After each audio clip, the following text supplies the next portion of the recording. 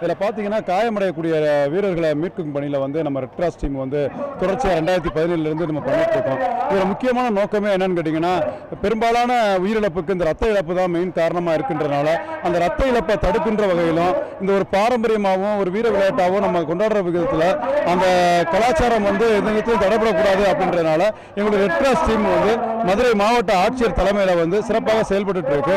அந்த blood loss ஆகாமல் அந்த அவருக்கு காயங்கள் வந்து அதிகரிக்காத அளவுக்கு நம்ம செஞ்சுக்கிட்டு இருக்கோம். ஏன்னா எந்த இடத்துலையும் வந்து மனிதனுக்கு வந்து பெரிய அளவில் தீங்கோ அல்லது உயிரிழப்போ ஏற்பட்டக்கூடாது அப்படின்றதுல நாங்கள் ரொம்ப குறிக்கோளோட செயல்பட்டு இருக்கோம். பார்த்தீங்கன்னா களத்துக்குள்ள இருந்து ஒரு 9 பேருக்கு இப்போ நம்ம ஒரு ரெஸ்கியூ பண்ணியிருக்கோம். பெரிய அளவில் காயம் இல்லை, இதே போல நடக்கட்டும் அப்படின்றது தான் எங்களுடைய வேண்டுகோளாகவும் இருக்கு.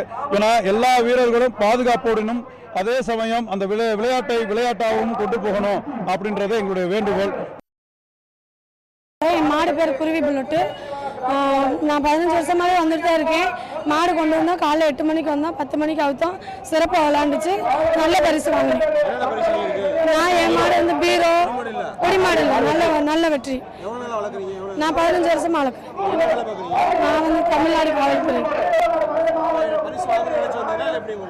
மாடு அவுத்தா போதுன்னு வந்தோம், அவுத்தா போகுது. மாடு ஜெயிக்கிறது தோக்குது, அதெல்லாம் பெரிய விஷயம். அவுத்தா போகுதுன்னு வந்தோம். மாடு பயிற்சியெல்லாம் அப்பா வீட்டில் நல்லபடி நிலமா இருக்கிறேன். நீச்சல், வாக்கிங். உடனுக்குடன் செய்திகளை தெரிந்து கொள்ள சன் நியூஸ் பெல் ஐகானை கிளிக் பண்ணுங்க.